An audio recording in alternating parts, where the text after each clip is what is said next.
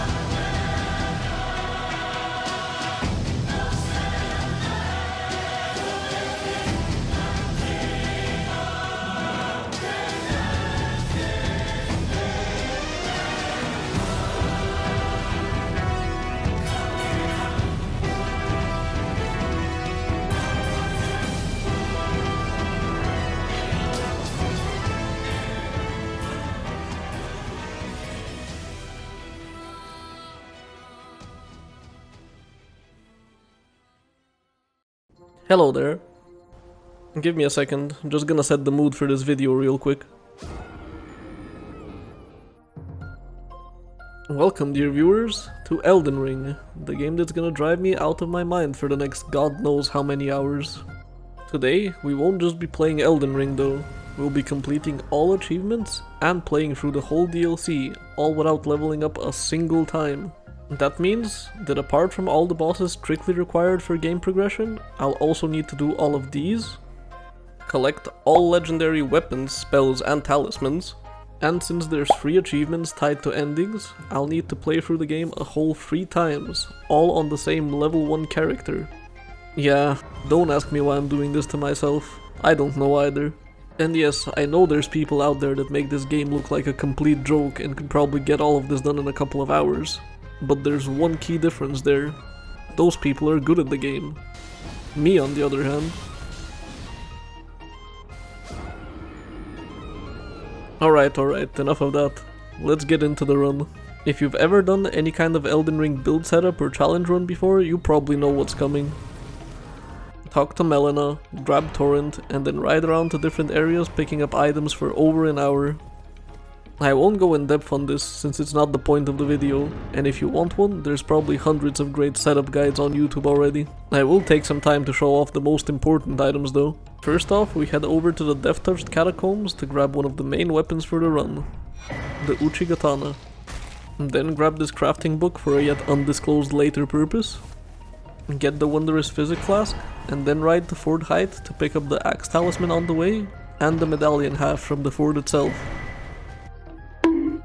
Next, all the way to Raya Lucaria to pick up some armor for when we need it, and then get eaten by the Abductor to go loot Volcano Manor.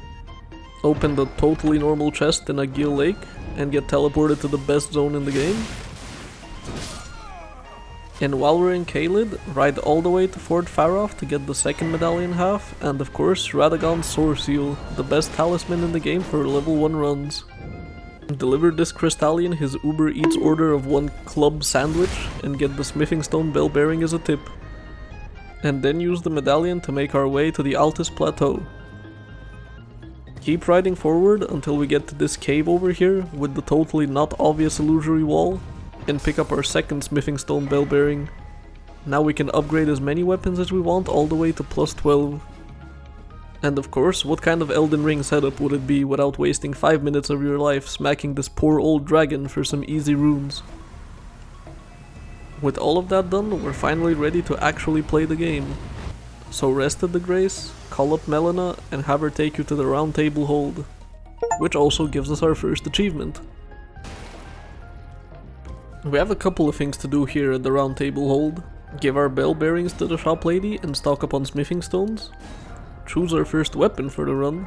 I'll go with the Zweihander since Naked Dude with a comically large sword is peak character design. Upgrade it to plus 12 at the blacksmith, and give it the Lightning Slash Ash of War. And then let Fia give me a hug so I can progress her questline. And now we're ready to go out into the world. Plus 12 weapon in hand, 9 flask charges, strength and dex tiers at the ready. Time to say hello to Margit.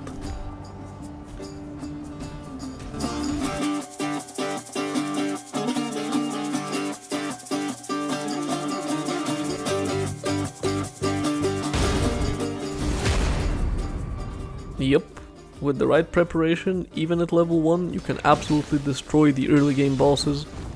And this isn't even close to how strong you can get before you fight even a single boss.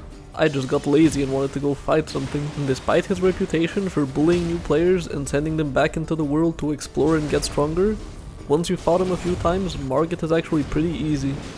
And hey, I'd say we've done plenty of exploring so far.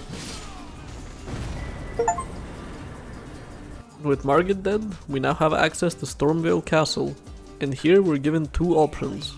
Actually play the level by going around the side path, or what the real Giga Chads do, just walk straight through the front door while rolling through ballista fire.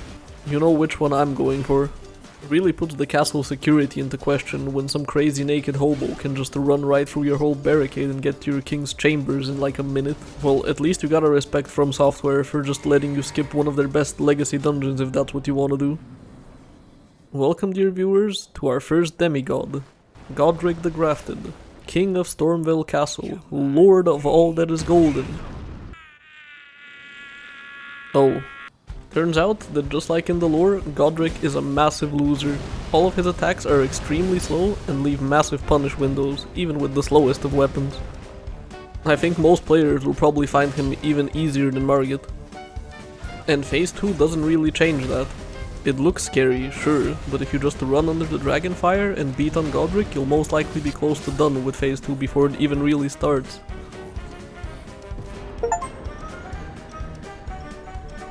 I don't think the Gatekeeper was overly happy with his leadership.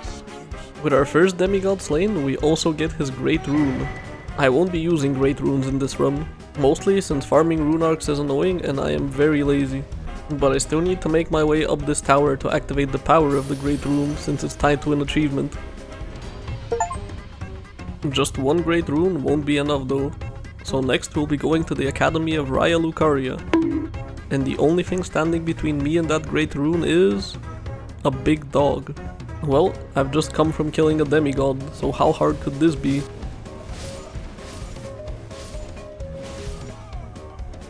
Yeah, for some reason I'm absolutely awful at fighting the Red Wolf of Radagon. Guess I just never bothered to learn its moveset, since on a normal playthrough you can just get away with trading hits cause the dog has like no health. Well, thankfully with the power of trial and error we can overcome any challenge. Let's just forget that ever happened. After we're done with the dog, I need to take a quick detour to this little alcove and up the ladder to get this legendary talisman. And then grab the glintstone whetblade for frost infusions later, and die to the boulder on the way to Renala. Twice. Get Moongrum to jump to his death, and finally make it up to the boss room. After falling victim to the child jump scare, we get the pleasure of doing the boring gimmick phase of Renala, where we need to break her shield by gently tapping 3 of these guys. Once that's done with, we get to do the actual boss fight. And it's visually probably one of the coolest fights in the game, where Renala throws all kinds of magic at you, and in addition to being the queen of a country of wizards, it turns out Renala is also a Pokemon master with the amount of summons she throws at you. Luckily for us though, this fight is tuned for the relatively early game, so just a couple of good hits nets us the win. Now that we have 2 Great Runes, it's time to head back to the Round Table Hold and grab an extra talisman slot. And it's also time for a new weapon. Now that we have access to Frost Infusion, that makes the Uchigatana one of the best RL1 weapons in the game. Since status effect damage isn't affected by your stats, both Bleed and Frost will still do the same damage as they would on a fully leveled character. And with it having natural bleed buildup, an insane Ash of War, and being infusible, the Uchigatana is one of the best candidates to abuse this game mechanic. Let's quickly test it out on these Erdtree avatars and get some new physic tiers. Yep, that's a lot of damage. Erdtree avatars are extremely slow, so even the late game ones are relatively easy to take down, even at level 1, as long as you manage to dodge all their very delayed attacks. And since I'm out here doing chores, let's also head to Altus and make this demi-human queen boss look like a basic enemy with 3 Ash of War uses. Which gives us the ritual sword talisman, which means even more damage. Next we're going to the Carrion Manor, since the first ending I'm going for is the Rani ending. This place is pretty peaceful, just as long as you ignore the gigantic hands everywhere. We also need to take a quick jump off this bridge and onto the rooftops to get the Sword of Night and Flame. Hey, this looks suspiciously like a boss arena. Damn, who could have seen that coming? Thankfully, Loretta is very susceptible to parrying, and I don't think her health bar was balanced around the plus 16 weapon. It really is a bit crazy how much of a joke you can make the early bosses, even at level 1. Don't worry if it seems I skipped over Loretta a bit too quickly, we'll be seeing more of her later. After she's dealt with, and Adula decides to disappear into thin air, we meet our future wife, Rani the Witch, who after just one conversation with me, falls asleep.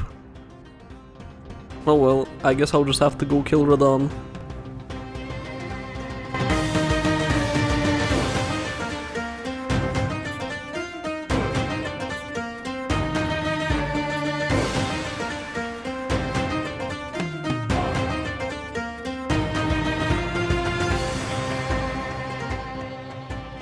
Radahn is one of those fights that would probably benefit from being later in the game, and thus scaled up accordingly. Can you imagine how cool it would be to fight Radahn if he was scaled for the endgame, like say being the last boss of the game? Even as he is now though, he marks the point of the game where if I don't consider my defensive stats, I'll start dying in one hit. Which is quite the problem given that my camera looks like this for most of the fight, and because of my self-imposed no summons rule, I can't even turn this into a raid fight with 10 NPCs running around. But thankfully, I have plenty of experience with Radahn from a certain later game fight. So after riding away from his meteor, we can finally let Radahn rest in peace.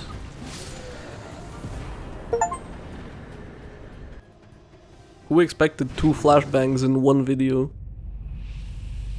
With Radahn dead, an awfully convenient meteor opens the path straight into Nokron, the Eternal City, a place filled with these blob enemies, and also the hardest boss in Elden Ring, Gravity. And also the second hardest boss in Elden Ring, Mimic Tear. Wait, Mimic Tear copies your character exactly, right? And I only have 10 vigor. This game is too hard and should respect its audience by adding an easy mode. Then we need to run around the forest lighting fires, since for some reason the big deer is a remembrance boss. This boss isn't hard, I swear, I'm just bad. All his attacks are very telegraphed, but he does have the annoying habit of teleporting away to stall. But after a bit of chasing him around and not getting stomped to death, we get our next achievement. Now let's go back into Nokron, unlock this door here to grab the Mimic Tear summon, and then run through all the blobs here to grab the Finger Slayer blade to continue Rani's questline. After giving her the blade, we are rewarded with the privilege of dying to this magic spamming piece of way too many times, but eventually I managed to get through and make my way to the Divine Tower. And of course it can't be that easy, since we need to fight a Godskin Noble on the way. Thankfully, he's easy enough to parry, and even if I miss, he doesn't have the damage to kill me in one hit. With most attacks at least. Just use this wall here to stop his phase 2 rolling attack and he should go down easy. Now to enjoy the needlessly long elevator ride. Grab the Curse Mark of Death, and then go back to Rani's place to take the teleporter gate to the Ainzel River. Have a quick chat with the Rani Funko Pop, get called a dog. A dogged fellow. And then just hold forward through the entire zone, since why bother killing anything if I can't use the runes they drop to level up. Grab the Moon of Noxtella from the chest at the end, take the fast way back to the Grace, and then go fight the Baleful Shadow by just standing far away to bait out his charge attack and spamming backstabs. With that done, we'll leave the rest of Rani's questline for slightly later.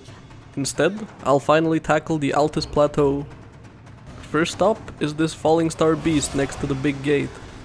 He isn't technically required for anything in this run, but he does drop 5 Smithing Stone 6s, so I wanna get my hands on those, since finally we're getting into the part of the game that's actually balanced around the level of weapon I have right now. Next up is the long ride to Volcano Manor.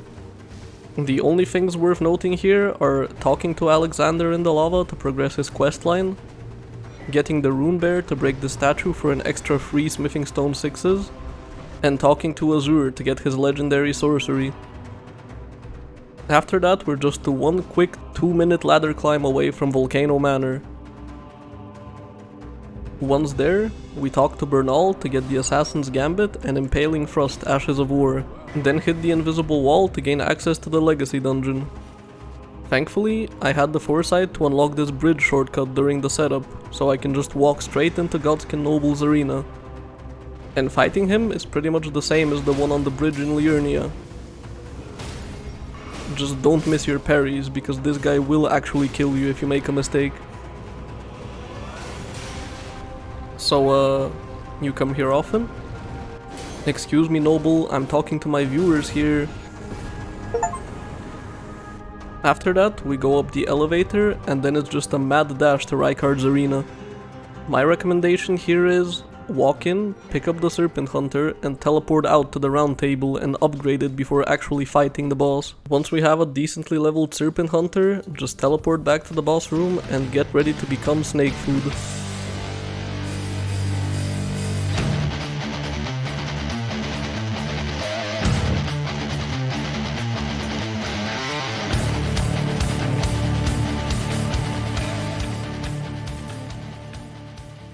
Rykard is meant to be mostly a spectacle boss, so while his attacks are very flashy, they're pretty easy to avoid.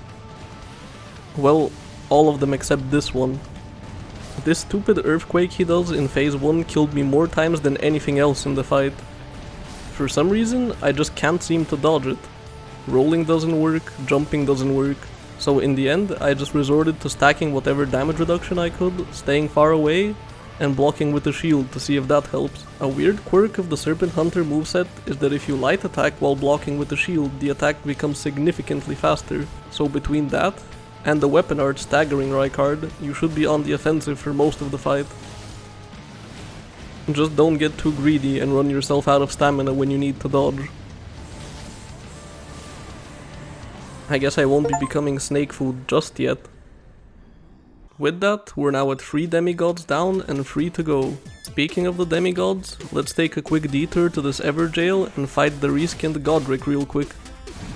It's the same moveset as before, just minus the second phase and with slightly higher damage, so nothing too interesting. Next, we're going to the Shaded Castle. All in all, a pretty uninteresting area, but we're here to grab the Valkyrie prosthesis from this chest for Millicent's questline, and of course to fight Elemer.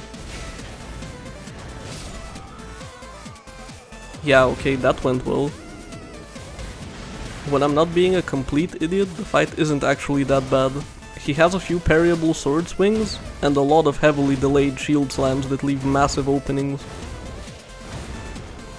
He was also sadly not blessed with a big enough health bar to withstand the perfectly balanced double status effect Uchigatana. Oh, don't worry Malenia, I'm coming for you soon enough. Next, we ride to the capital gates and bully this tree sentinel, since for some reason he insists on a 5-second introduction sequence like I'm not gonna just rip through half his health bar. He does have enough damage to one-shot me, but thankfully he's parryable. And I never miss parries. See? Easy one-shot.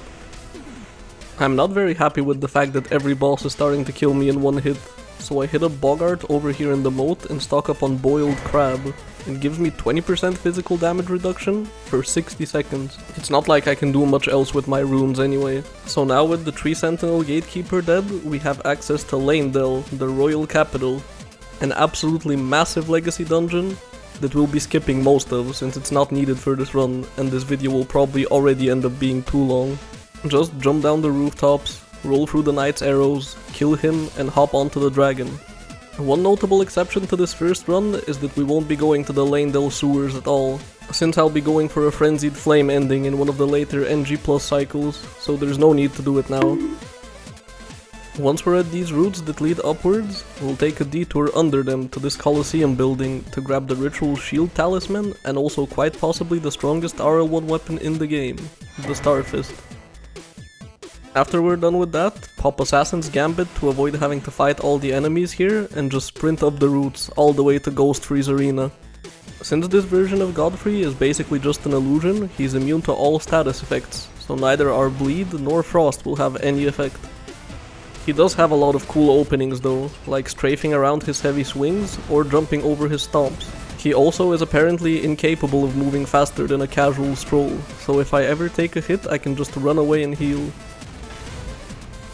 With one last stagger and a huge riposte, Godfrey is down and we get our fourth and final talisman slot. From here, first we need to head down this elevator and jump on the giant spear to grab the legendary weapon Bolt of Grandsax. Then warp back to the Grace and go up the routes, stunlock this Black Knife Assassin into the wall, and get ready to reach the peak of the capital.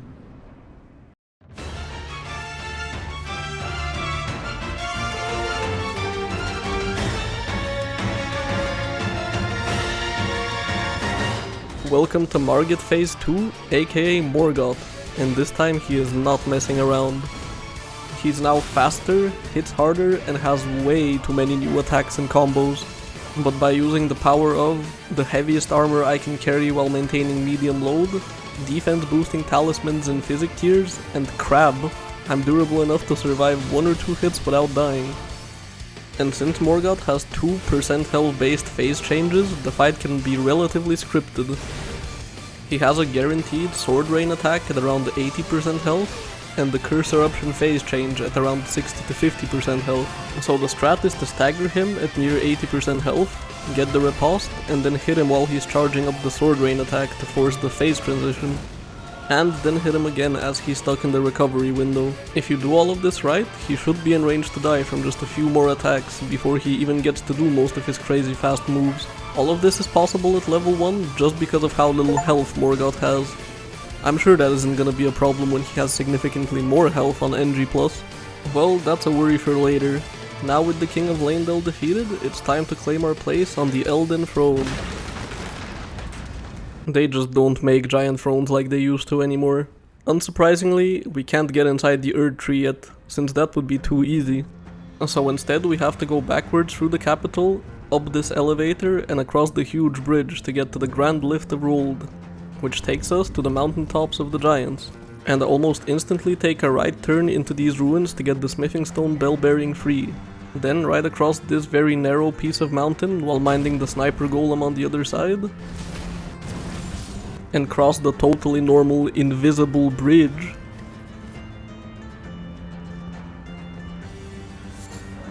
Doing that gives us the Founding Reign of Stars. Then go back to the Grace and ride all the way to Castle Sol. Now we're heading back to the Round Table Hold to upgrade the Starfist all the way to plus 18, and giving it the Cragblade Ash of War. That's because this weapon is very good for the next boss we'll be fighting. As far as castles go, Castle Sol is among the most painful, since it's filled with some of the worst enemies in the game. These giant sword lions, birds, and of course the army of ghost knights. So I did what any brave Tarnished would and just ran through the whole castle until I got to a Grace. And for my bravery, I'm rewarded with another legendary weapon. From here, it's just a short run up to the boss room. But don't forget to unlock the shortcut, because you're probably gonna need it.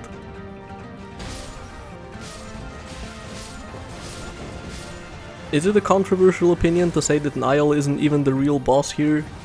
It's these damned ghost knights that ended up being responsible for most of my deaths. Technically, the best strat would be to just bewitching branch the knights and let them kill Niall for you, but that felt too cheesy, so I decided not to do it. Instead, I just tried to get a stagger on one of the knights at the very start of the fight, and pray I don't get ganked out of the riposte.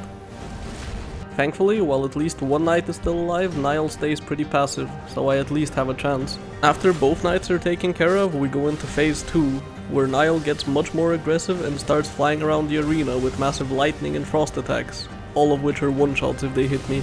Thankfully, he also mixes in a bunch of extremely slow weapon swings, which are also parryable. So as long as I don't get greedy and manage to time my rolls, I should get the win. Our reward for killing Niall is 1/2 of the secret Halleck Tree Medallion, which we'll need to reach several late game zones.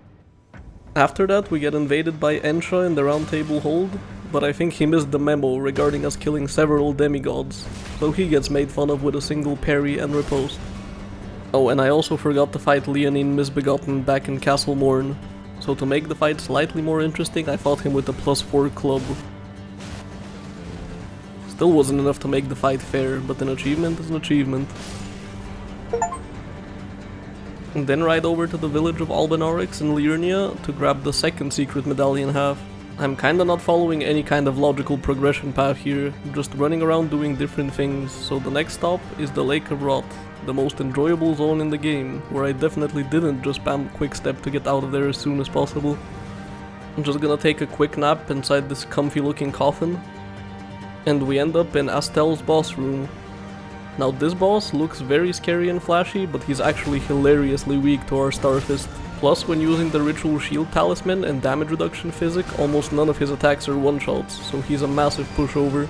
I just need to care for this meteor attack, but as long as I keep sprinting, it shouldn't hit.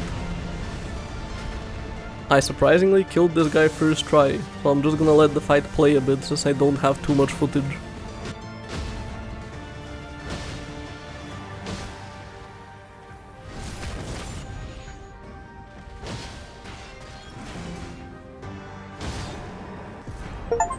With Astel dead, we can take this elevator ride and end up in the Moonlight Altar. There's a few things to do here. First, we go to the church and fall down this hole. We put a ring on this puppet to finish Ronnie's questline and unlock the special ending. And also get this game's version of the Moonlight Greatsword as a bonus. Next, ride around and pick up a bunch of smithing stones, and then end up at this tower at the very southern tip of the zone. This is one of many puzzle towers in Elden Ring, but the only one we'll be doing in this run.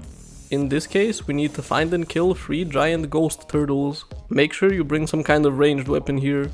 The first one is right next to the tower on this ledge. The second over here on the cliffs. And the third you need to hit while flying up in the Spirit Spring. Definitely one of the most unique ways to open a door. And the final thing to do in this area is this Everjail, where we fight the Black Knife ringleader Alecto. She has the same moveset as every other assassin, with the addition of this jump slam into AoE attack, which has the annoying habit of coming out exactly as I'm at the edge of the arena. All her attacks come out pretty quickly, but there are a few with large punish windows, like the ground slam or this charge.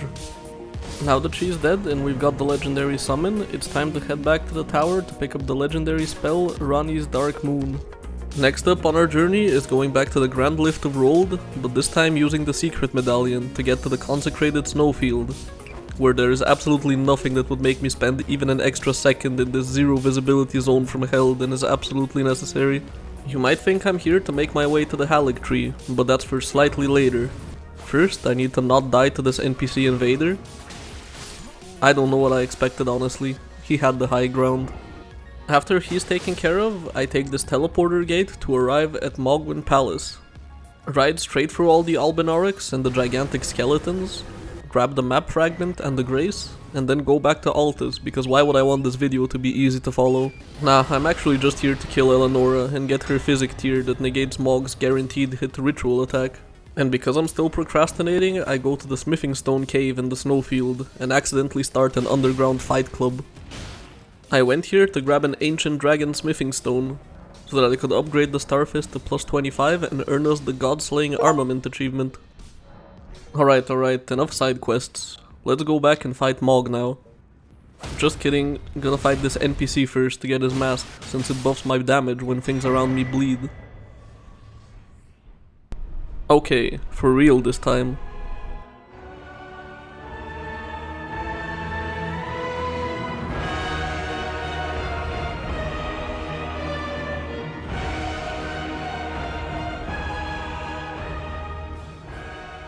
Welcome, dear viewers, to Mog, Lord of Blood, who is hilariously weak to bleed damage for some reason. He also has a lot of attacks that you can dodge in interesting ways, like ducking underneath them, or circling around to his side for a bigger punish window. He also kills me with a single hit from anything that isn't the blood after effect from one of his other attacks. So as you can imagine, I spent quite a lot of time walking towards him, but his main gimmick is his blood ritual.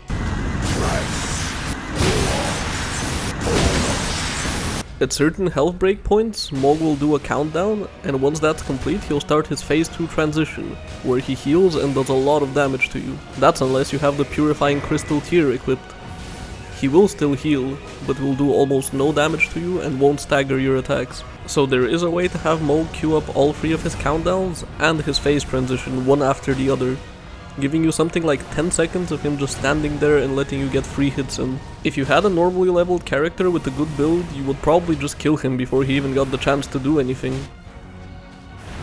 But even at RL1, it's possible to get him so low that you won't have to deal with the majority of phase 2. Just be careful with the shower though. I hear that move's a one-shot. With Mog dead, we can now access the DLC. Isn't it impressive just how many times FromSoft can pull this trick of walking out of a cave into a breathtaking landscape and still make it just as good every time? Don't worry, I'm not actually gonna play the DLC quite yet, but I do wanna pick up some weapons. Shadow of the Erdtree adds some of the coolest weapon types in the whole game. And since it's still pretty new, I haven't really gotten the chance to play much with the DLC weapons, so I'll try to use them a bunch in this playthrough. For now, I'll be grabbing just 3 weapons. The backhand blades, the Great Katana, and probably my favorite new weapon type so far in Elden Ring, the Light Greatsword Milady. I also want the talisman from Millicent's quest, so I take a quick trip to Caelid to introduce O'Neil to my plus 25 weapon, run around talking to NPCs for 10 minutes, fight the Godskin Noble at the Windmill Village, and then kindly ask Millicent to give up her talisman. After getting that, it's back to the mountaintops and just holding forward to ignore the dragon fight in the frozen lake. Up the Spirit Spring and then over the chain, then make our way to this church over here to trigger the NPC invasion. Most people wanna kill this guy for his weapon, but in this case I'm killing him for his mask, which gives plus 3 dexterity, which with Radagon's Sourceal gives us just enough dex to use the Milady without needing to commit a second talisman slot. Alright, now it's time for the next boss. Fire Giant. Well, I say Fire Giant, but the real boss here is the camera. As you can see, the Fire Giant, well, he's kinda big. The idea here is to just slash at his ankles and dodge attacks mostly by the movement of his feet and various sound cues, all while jumping on and off the horse to chase him down after he rolls away and to dodge certain attacks. After hitting his left ankle a couple of times, the giant gets staggered, then rolls away and gains access to a bunch of fire attacks, all of which are easy enough to dodge if you don't get greedy. After enough ankle biting, we reach phase 2. And let me tell you, if you aren't used to fighting bosses locked off, then get ready to learn. You get 2 massive openings right at the start usually. First when he slams his hands down, and right after when he does this volcano attack. After that, keep the camera unlocked, roll his swings, and get a hit on his arms every so often. Care not to get rolled over, and don't be afraid to jump on the horse.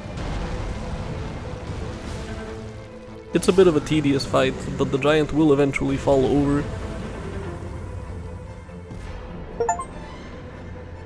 Next we go up the big cooking pot, sit at the grace, take a nap, and have Melina burn the Erdtree.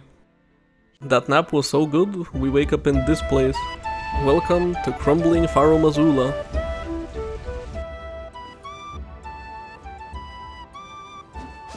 As I was saying, welcome to Crumbling Faro Mazula, a zone filled with ancient dragons, none of which I'll bother fighting, and also filled with some of the most zero-chill enemies in the game.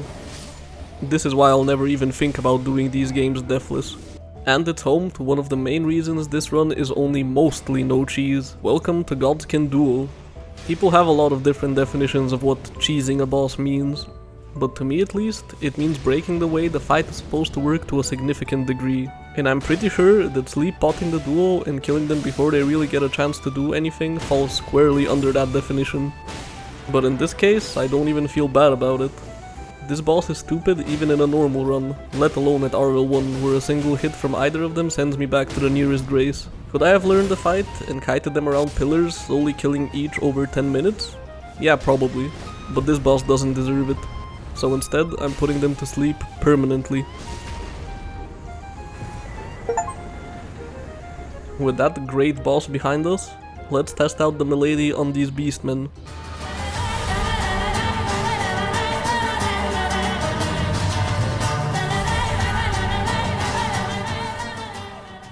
Yeah, okay, this weapon slaps. There is one more thing to do here before we take a detour. Go over to this chest to grab the Old Lord's talisman, then take a trip back to Volcano Manor to finally tell them I killed their lord several hours earlier. That gets Bernal to invade me back on this bridge. And after abusing Impaling Frost to outspace him, we get the Blasphemous Claw for later. I won't be killing Malekith yet, since that would lock me out of certain areas. So instead, here I am back at the snowfield, dodging arrows and lighting fires to gain access to this teleporter gate, which takes us to Miquella's Halig tree. Yeah, even this deep into the video, there's still zones in just the base game that we haven't touched on yet. This game really is that big. Thankfully, once you've played through the game a few times, you start learning which areas have nothing useful and just sprint past them. And this place is just the prelude to the main area, so why not just run straight to the boss? Oh hey there, Tree Sentinel, fancy seeing you here. You might remember Loretta from way earlier in the video where we fought her ghost or something back in Caria Manor. But it seems that unfortunately she remembers us too, and not very fondly. You might also think that after fighting basically this same enemy multiple times already, I'd be any good at it. Well, I thought so too, but then I tried to parry without a shield equipped. Okay, I'm kinda joking, Loretta isn't actually a very hard fight.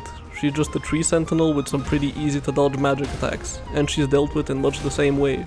Parry is an aggressive enough play to consistently stance break her. She gets bigger magic in phase 2 and the sweeping lance attack, but the roll timings are pretty straightforward. Hopefully this is the last horse enemy we'll have to fight in this video. Next we enter Elphael, Brace of the Halig tree, and this place has a lot of loot we want.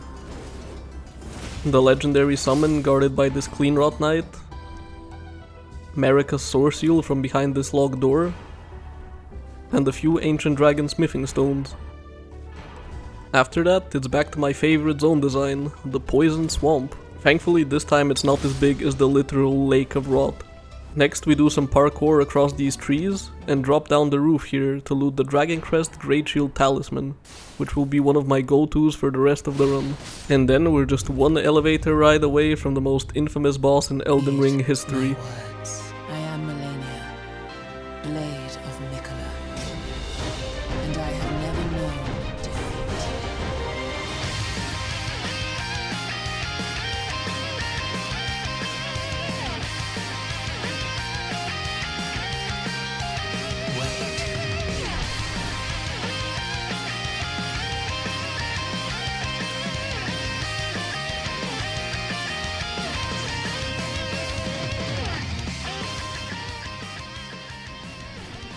Welcome dear viewers to Malenia, Blade of Miquella, and I hope you don't ever get as acquainted with the name as I did.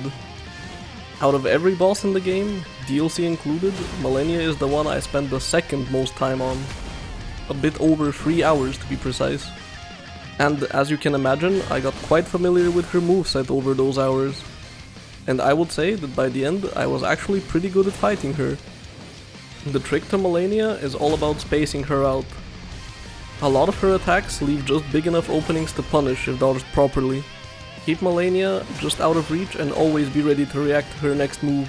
Once you find your opening, keep the pressure up until she forces you to back off, and then repeat. If you struggle with capitalizing on openings, I heavily suggest a fast Ash of War with decent stance damage, like the Impaling Frost I'm using right now. But all those tips do you zero good as soon as she starts Waterfowl. This one move was probably the reason this fight took me so much longer than most. It is avoidable, but it requires a precise series of inputs and for you to not be animation locked when it starts, or else you're just dead.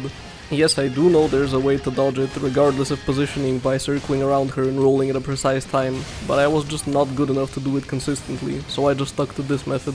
When she goes into the air, sprint away and jump at the last second to dodge the first slash, then roll into her at the last moment to avoid the second, then just lock on and walk away. She should just go over your head with the final slash if you're close enough to where she starts it. It may sound like a lot, but at least in phase 1 it's easy enough to do, since she uses Waterfowl at a somewhat predictable time. Once you know all of that, phase 1 should go down pretty smooth. But phase 2 though. I think I fought this boss so many times I can just write the script straight from memory. I've rewatched the footage enough in my nightmares. Phase 2 of Malenia is a lot like Phase 1, but this time she chugged 28 cans of monster energy and forgot how to not attack. She always starts with this Scarlet Bloom move, which you can avoid by just running towards her and then left. And now, in addition to all her moves from Phase 1, she gains new follow-ups, a counter-attack kick just in case you try to hit her more than once at a time, a few new airborne attacks, and to top it all off, she can now use Waterfowl and 2 new extremely annoying attacks at any point in the fight, even back to back. The Scarlet Bloom, you can just dodge the same as at the start of the phase, just run around her and wait until she feels like fighting again. And the clone attack is somewhat similar to Waterfowl in that the best way I found to avoid it is to just run the hell away. Once you manage to get used to dodging those, and learn to deal with Malenia's massively increased aggression, it's just a tight execution check, where even a small mistake ends with a run back and starting the fight all over. So of course, no problem for an absolute gamer like me.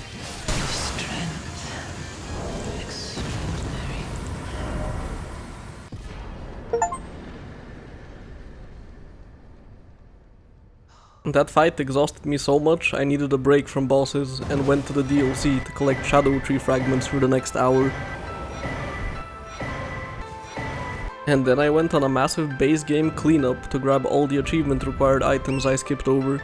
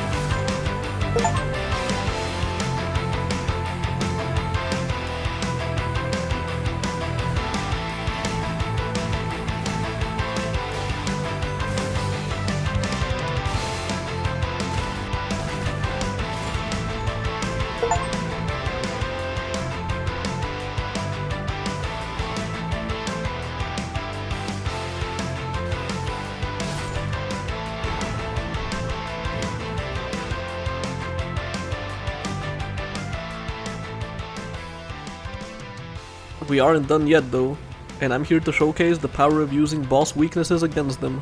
The twin gargoyles are another poorly balanced duo fight, like the godskins, and since they're made of stone, that makes them immune to all status effects and very resistant to both pierce and slash damage. It does leave them very weak to strike damage though, so let's see what kind of damage we can do to them with a plus 24 standard club. Yup, it makes them an absolute joke. Even at RL1, I managed to bash down the first gargoyle before the second even gets a chance to join the fight. And once it's a one-on-one fight, we all know what's coming.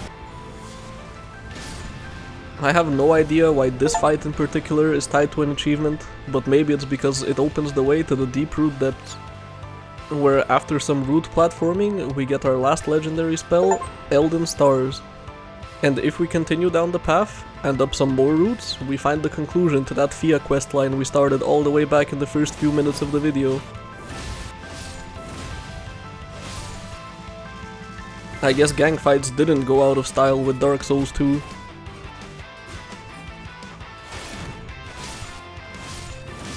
After dealing with that amazing fight, and giving Fia the curse mark of death, we get to fight Lich Dragon Fortisax. As far as dragon bosses go, Fortisax is one of the easier ones we'll be fighting. His main gimmick is calling down lightning strikes on your location every few seconds, so you need to keep moving. But other than that, he has very few ways to actually stop you from running under him and chopping away at his feet. He does fly away occasionally and send out lightning shockwaves that you need to roll through, but as cool as his design is, his moveset is pretty lacking. Now to finish cleaning up a bunch of other bosses I forgot. Magma Worm Makar up in the cave that takes you to Altus Plateau. The stupid deer again. And the Dragonkin Soldier of Noxtella, who at this point in the game has less health than most basic enemies. Why are these guys tied to achievements again? Alright, it's been a while since our last proper boss, so let me introduce you to Dragon Lord Placidius. You know what, I'm just gonna call him Placi. Placi has the absolute worst runback in all of Elden Ring, and he made sure I got very familiar with said runback. Honestly, this time I don't even think it was the boss that made me die a lot, I was just bad at the game. You can start every fight against Placi by bringing him to almost half HP if you just run up to him, spam charge heavies, and roll perfectly through the lightning strikes. This is probably what I died to the most, and it's maybe because I was doing this fight at like 4 AM and was taking power naps during the runbacks. If you manage to pull off the start correctly, you'll instantly jump into phase 2, where Placi flies up and starts phasing in and out of reality to attack you. These attacks are all pretty easy to dodge, and honestly the boss doesn't really do much else. A few fire breath attacks, and the big AoE nuke that just makes you run away.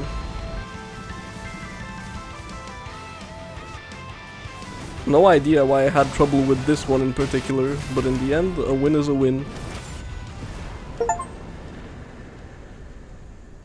As we're nearing the end of the game, you'll find it becomes a bit of a boss rush. So just one quick run later, we're face to face with Malekith, or as he's known right now, the Beast Clergyman. This is basically a 2-in-1 boss fight, as it has 2 phases, but they couldn't be more different from each other. Phase 1 is filled with extremely quick attacks, and don't even bother trying to tank hits here. You'll need to learn the dodge timings and which attacks are safe to punish, because it's not all of them. Definitely safe openings are the boulder toss, this sideways sweep, and this jumpable ground AoE. Once you get him to 50% health, you get one of the coolest phase transitions in Elden Ring. Sadly, the fight itself doesn't live up to the hype, mostly due to the fact that Malekith has very little health, and even less posture. He also very often starts phase 2 with an aerial attack, which is parryable by the Blasphemous Claw. Parrying Malekith not only stops the attack, but also staggers him for a very long time, allowing you to get a lot of hits in and most likely a stance break followed by a riposte. At that point, he should be pretty much dead. This is definitely one of the fights that changes the most depending on whether you know what to do or not. With Malekith dead, we awake back at Leyndell, but things look a little different this time. Welcome, dear viewers, officially to the endgame. Now we're just 3 boss fights away from beating Elden Ring at RL1. But first, I'm gonna take a quick detour to grab the last legendary talisman of the run, and complete the last of the collect achievements. Hey there, don't mind me, just listening to my boy Gideon Ofnir's Disney villain monologue. But as we all know, the villains always lose, so let's introduce him to the Zweihander space program. I feel even less bad about this one than the Godskin duo. Now let's do like everyone else who plays Elden Ring and forget that Gideon ever existed. Hey, this place looks familiar. Have I been here before? What is it with this throne room and fighting bosses for the second time?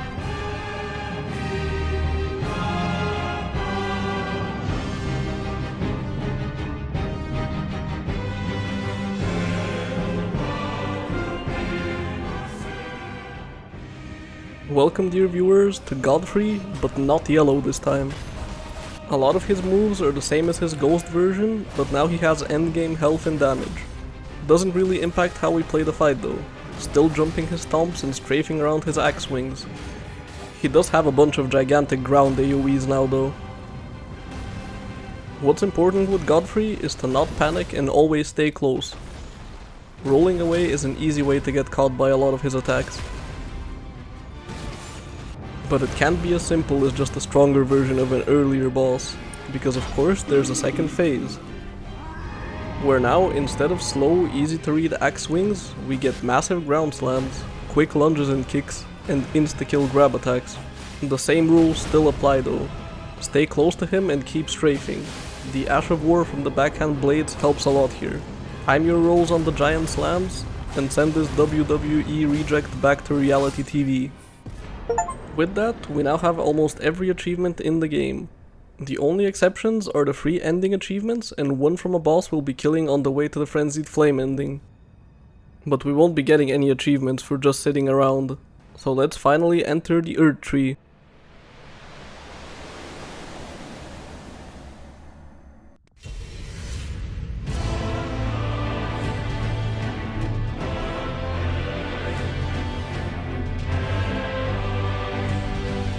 Say hello to the final boss of Elden Ring, Radagon of the Golden Order.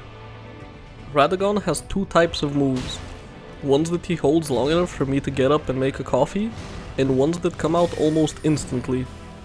As you can probably tell, that is not an ideal combination, but thankfully he is also one of the most scriptable bosses in the game.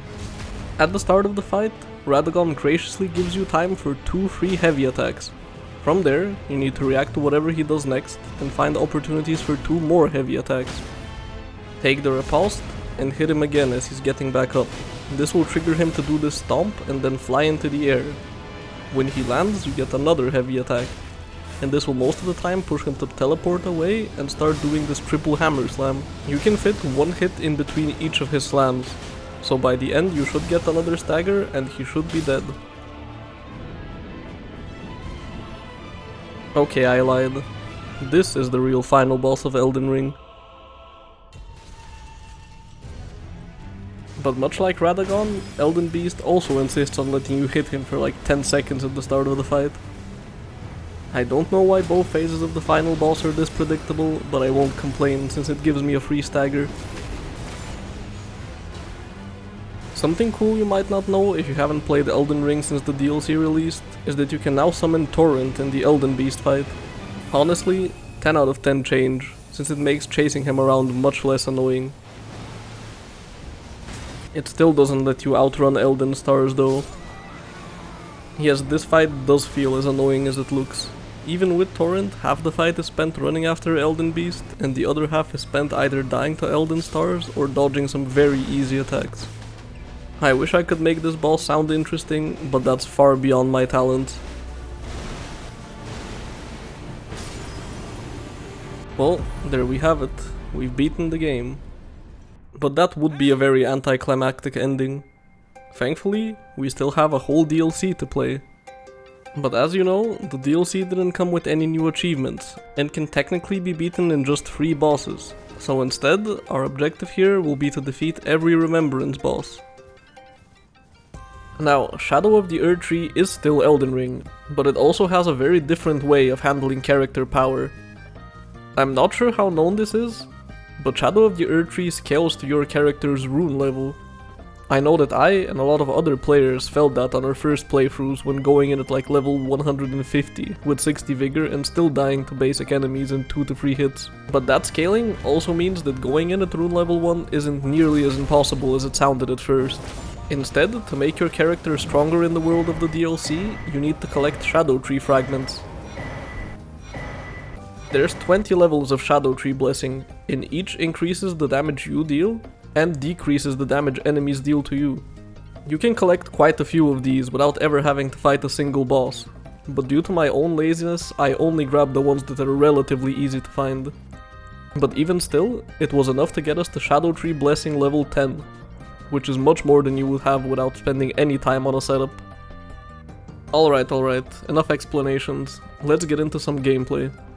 The first area we'll tackle is Belurat, and I think seeing this will probably showcase how the scaling in the DLC works better than I could ever explain it. Look how little damage I'm taking, and how much damage I'm doing, on a level 1 character in what's supposed to be post-endgame content. But just because I'm not being one-shot doesn't mean I'm entirely safe. I'm gonna be showing a decent chunk of the Belurat Legacy dungeon here, but for the rest of the video I'll treat the DLC a bit like a boss rush, in that I won't show much of the actual areas and mostly focus on boss fights.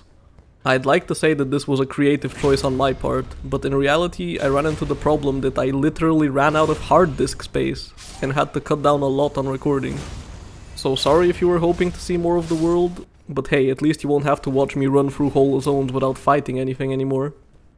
And while I've been talking, we've made it to the first boss fight of Shadow of the Erdtree, the Divine Beast, Dancing Lion. Wait, what?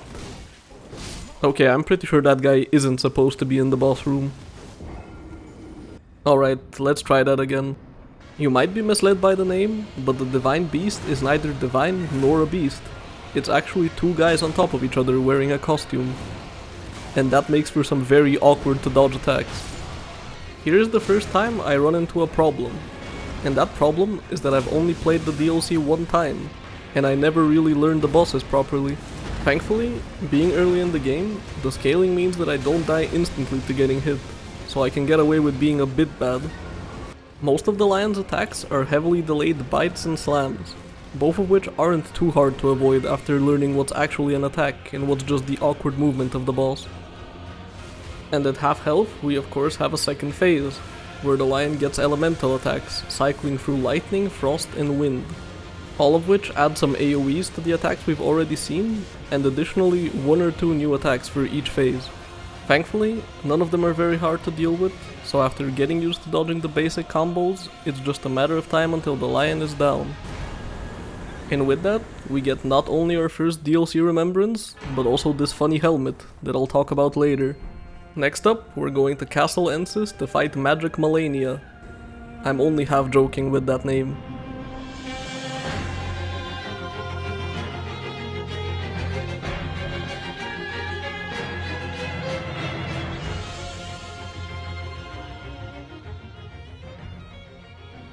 Relana is one of my favorite bosses in the game. She looks cool, has a banger boss theme, and a moveset that's fun and engaging to fight. And the best part? Almost everything she does is parryable. And you know I can't pass up an opportunity to bully a boss with parrying. If you've never fought this boss parrying, I highly recommend it. It not only makes the boss easier, but also more fun. Just be careful not to try parrying one of the few non-parryable moves and get yourself one shot. At half health, she also has a second phase, where she buffs her swords and gains a few new magic attacks.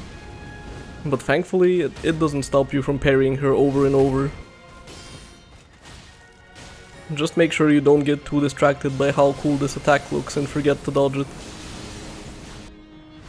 2 remembrances down, 9 to go.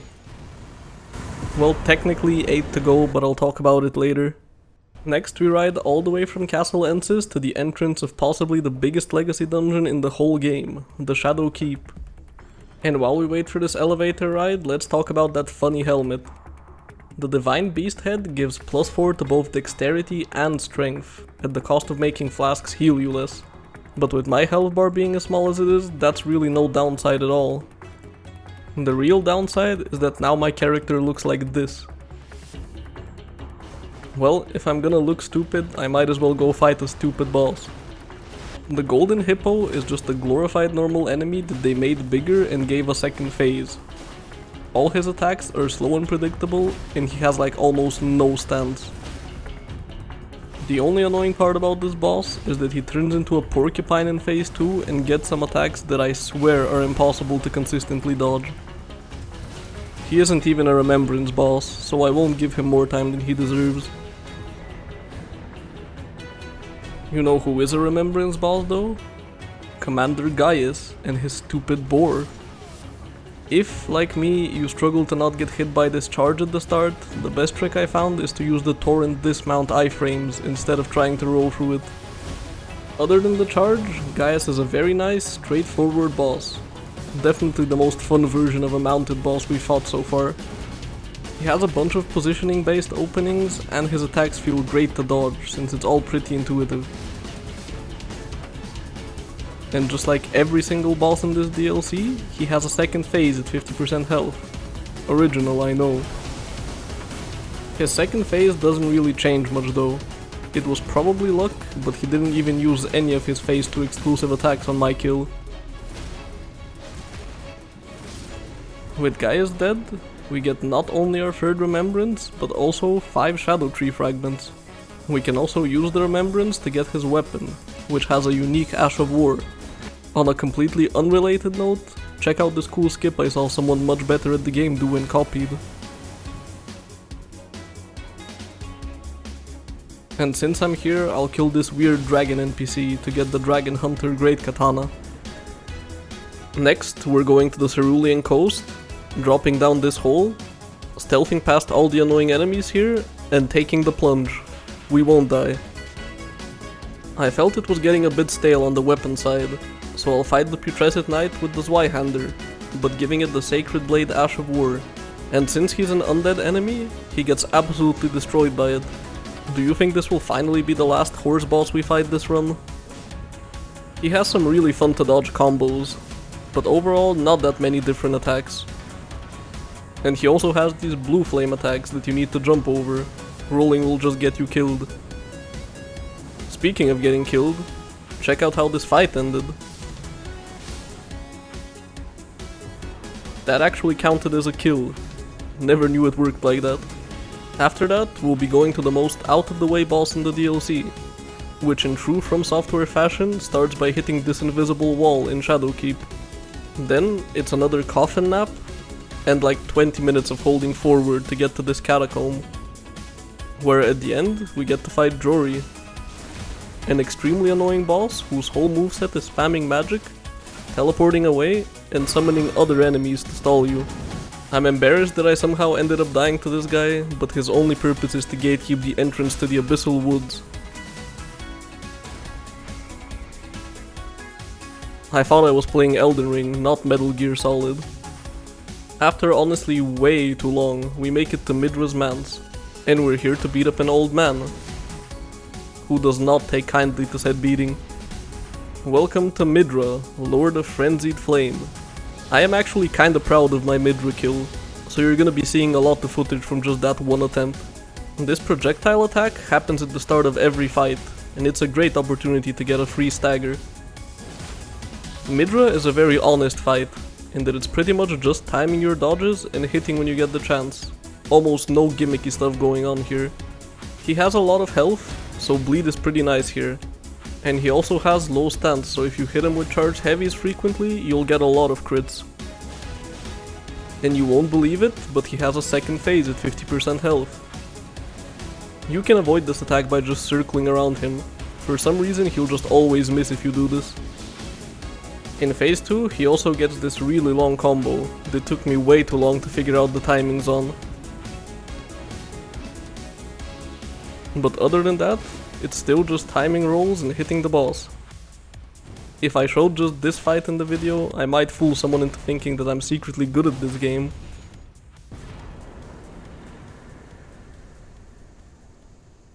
I think Midra was a bit too fun and fair of a boss, so to keep it balanced, I'll be fighting Metter next.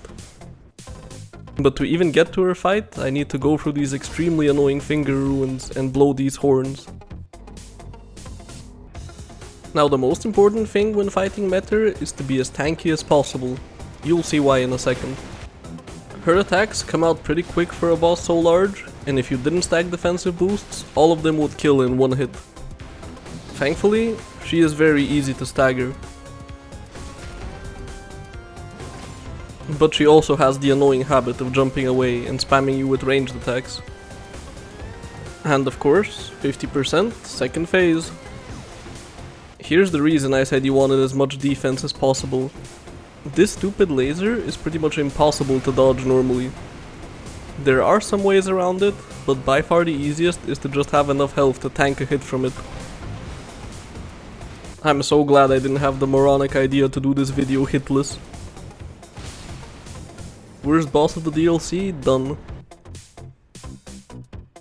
Next up is the boss that probably best showcases how strong it is to abuse elemental weaknesses, the Shadow Tree Avatar.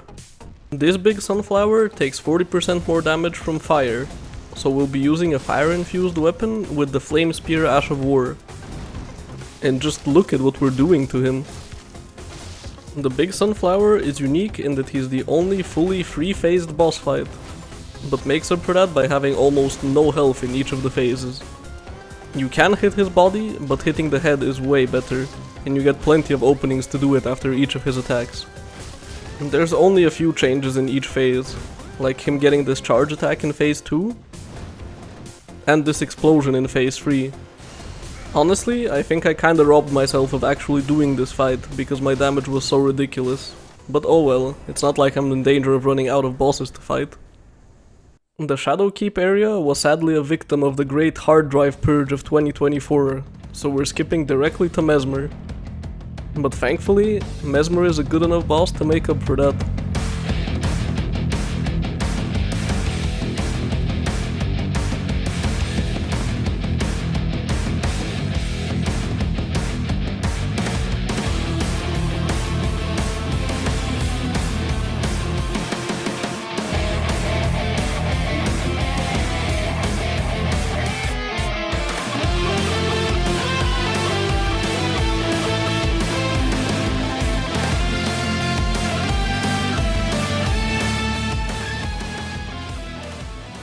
As is a trend with DLC bosses, he always starts the fight the same way, with this flying orb slam into explosion. And if I had to rank the bosses only by how fun their attacks are to dodge, I think Mesmer would take the #1 spot. I probably spent an hour straight getting the full 18 inches of Mesmer experience and thoroughly enjoyed it. He has some extremely flashy attacks, and a lot of mixing up of fast and very delayed combos. I think what I like most about bosses like Mesmer is how after fighting them for a bit, you go from getting absolutely destroyed while struggling to get a hit in, to getting them to half health in like 30 seconds after entering the arena. And do I even have to tell you what happens at half health? Unlike most bosses though, I'd say Mesmer's second phase actually makes him easier to fight, since now he mixes in a bunch of snake attacks that leave massive openings and aren't terribly hard to dodge. Well, except this one. It is kinda hard to dodge, but look at how cool it looks.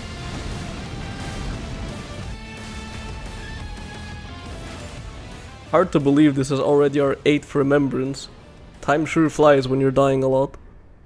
And since I'm saving the best 2 bosses for last, next up we're going for a long ride through this jungle area that I can't pronounce the name of, skipping through most of that painful journey, and going straight to Romana, who's gatekeeping the last area of the DLC. I can't really think of much to say about Romana, to be honest. She has some weird hitboxes, but apart from some easy to dodge attacks, nothing actually one-shots me. Maybe Shadow Tree Blessing 15 is a bit too high.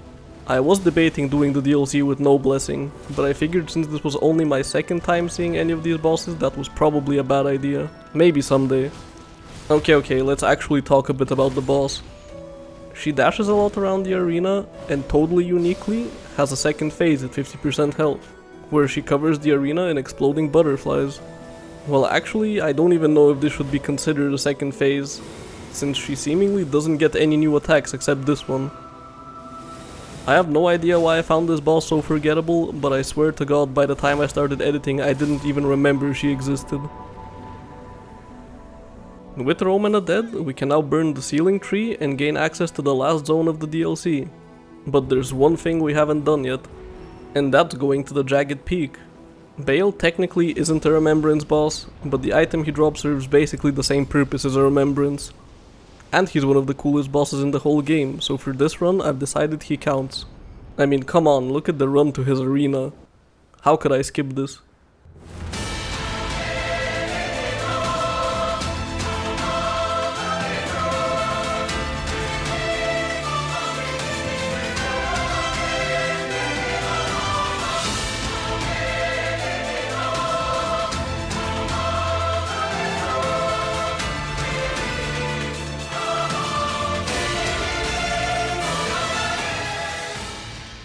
Welcome dear viewers to Bale the Dread. And here is also where that Dragon Hunter Great Katana from earlier will come in. This weapon feels like it was made for Bale. It does extra damage to dragon enemies and has a perfect Ash of War for this fight. Now, I think Bale is an amazing fight, but there's one huge issue with it and I want to get it out of the way at the start. It's this damn fire breath. I don't know what exactly is up with it, but sometimes it will just hit you seemingly at random, even when you're sure you dodged it. Alright, let's forget about the stupid fire breath now and just talk about the actual boss. The trick to fighting Bale is to never fall into the trap of going underneath him, just because he's a dragon. Lock onto his head and always try to dodge either away or to the side. Ending up too close to Bale just ends up with a messed up camera, probably quickly followed by a death screen. His head also takes much more damage than his body, so this even more encourages staying in front of him. And this is also why the Dragon Hunter katana is so good here. The range on the Ash of War makes it so you'll be able to consistently hit his head, even when you normally wouldn't with any other melee weapon. Other than that, he doesn't have many different attacks, at least in phase 1. Just some bites, wing sweeps, and one really annoying to dodge combo. I was kinda having trouble dodging some attacks, so I decided to try light rolling, and that made it much easier. It did mean I had to start using bubble tier to not get one shot by the buggy fire breath though. And this time, I don't even mind that Bale is the 10th boss in a row with a 50% HP second phase, because look how cool it is. In phase 2, he gets many new attacks, and makes the ones he normally uses harder to dodge with delayed lightning strikes. But they aren't too hard to dodge after like 50 attempts of dying to this guy. Well, except this flying fire breath. Thank God for bubble tier. Well, as cool as this boss is, I have a DLC to finish. So, as a wise man once said, "Curse you, Bale!" Okay, that looked sick. With Bale taken care of, that just leaves one boss. The last, and in my opinion, hardest boss in the game. But of course, to get there, we first need to run through the zone with the most annoying enemies in the game. I've never been more grateful to have stealth. And also, before fighting the hardest boss in the game, we also need to go through the worst gank fight in the game. I mean, this fight is obviously meant to be done with summons. It's supposed to be a team battle, right? Nah, I said no summons and I'm sticking to no summons. And since I didn't summon Hornsent for the Mesmer fight, that means it's a 3-on-1 instead of a 2-on-1. Oh well, I don't think these guys know what happened to old Gideon Ofnir. Yes, this is a cheap way to fight, but is it more cheap than fighting 3-on-1? I don't think so. Hey, I'm allowed one cheese for the whole DLC, okay?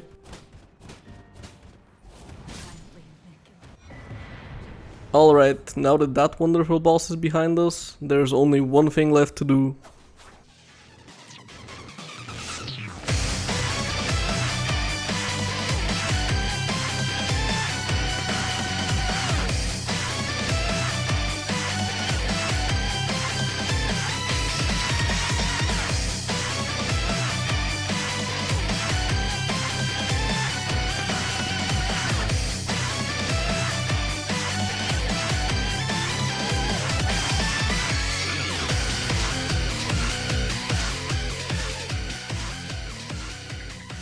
Welcome, dear viewers, to the final boss of the DLC, Promised Consort Radahn. And I wish I had a joke to make here, but this boss turned me into the joke. Radahn is probably the biggest execution check in the game, in that you can't stagger him out of attacks, you can't trade with him, and you can't just attack him straight up.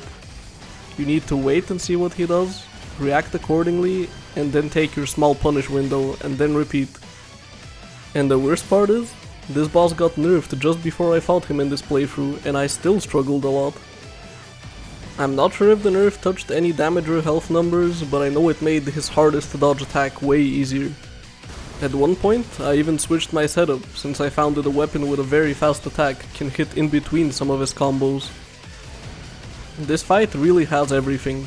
Fast attacks, delayed attacks, jumpable attacks, position dependent openings. And that's just phase 1. Phase 2 is the reason that this fight was such a pain for me. Miquella comes to get a piggyback ride from Radahn and spam you with spells. Now not only do we need to worry about the timing of the rolls, but also their direction, since Radahn gains holy after effects on all of his attacks. So now if I roll away on any attack, I die, and if I dodge in the wrong direction, I very likely also die. And that's without even mentioning all his new attacks, or the fact that I can't see what Radahn is doing half the time because of Miquella's hair. I could make a 20-minute long death montage of just this boss, but I think you get the picture. Long story short, I died a lot and eventually I got kinda good. By this point I could do phase 1 in my sleep, and I was kinda clean at dodging the magic spam in phase 2. Remember that meteor attack that regular Radahn did? Well, here's an updated version. Thankfully you can still just run away from it.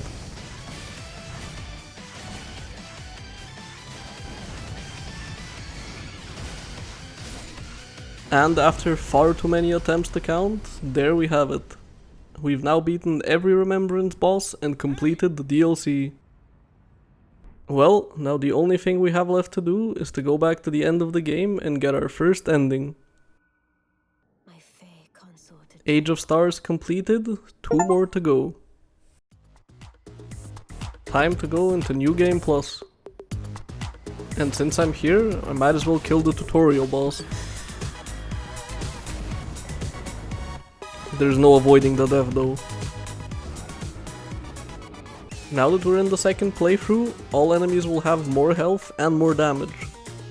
But we have an even bigger advantage, and that's the experience we gained during the first playthrough. Also, I'm not insane enough to play through the DLC 2 more times, so from here it's just a rush to beating the game without fighting any optional bosses. Speaking of bosses, hey there Margit! Running through Stormvale is much less chaotic when you have Assassin's Gambit, and Godric didn't really fare much better than Margit. I'm skipping over these early bosses because even though it's New Game Plus, they're still weak enough to not be interesting. But I'm still awful at the Red Wolf of Radagon though. Some things never change. At least I didn't die to the stupid boulder this time. Where this run diverges from the previous one is in Leyndell, where instead of rushing up towards Morgoth, we'll be going down into the sewers. This zone is a mess, and no matter how many times I go through here, I somehow still manage to get lost.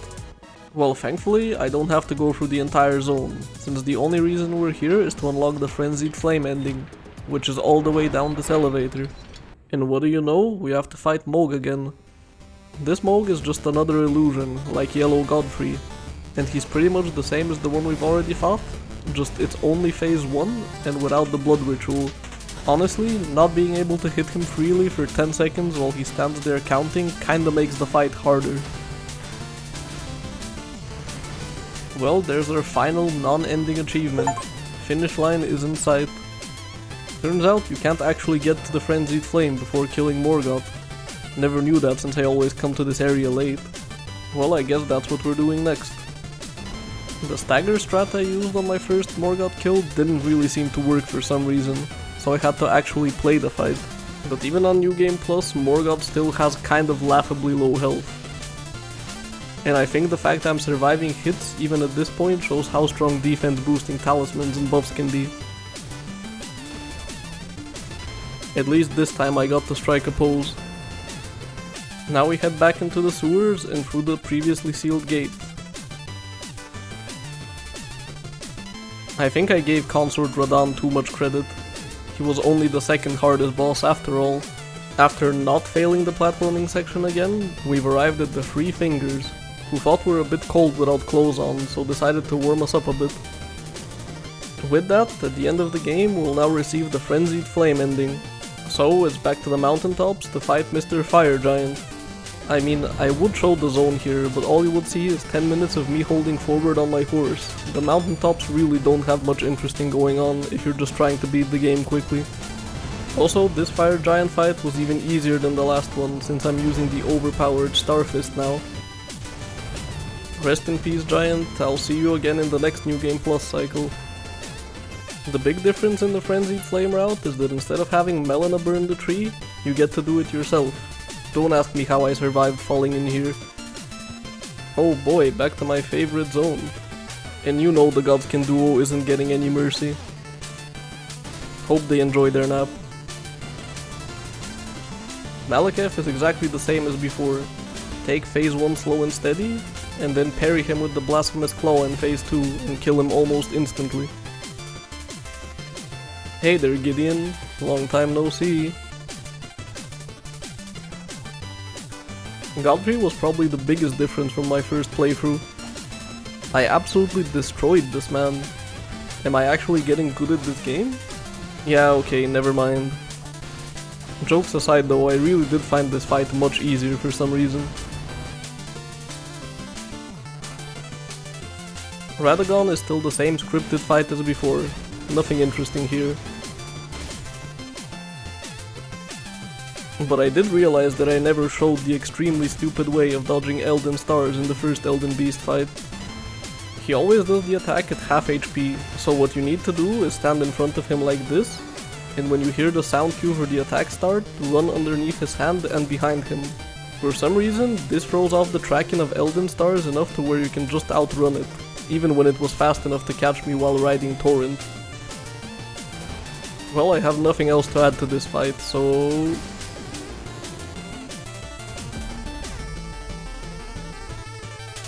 See, Midra, this is how you become a real Lord of Frenzied Flame. And now it's time to do it for the third time. Hooray!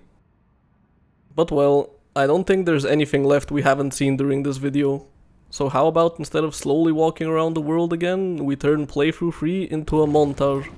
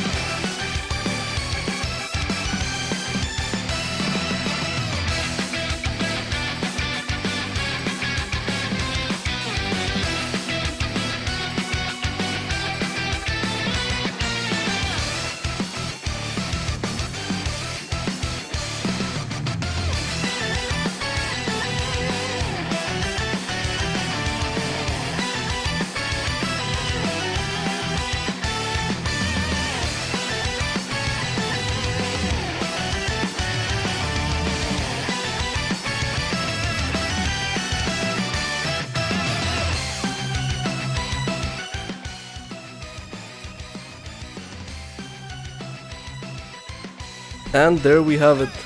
Every single achievement in Elden Ring, every major boss in the DLC, and every main ending, all without leveling up a single time. Well, dear viewers, I hope you enjoyed watching this as much as I enjoyed making it. Until next time, see ya!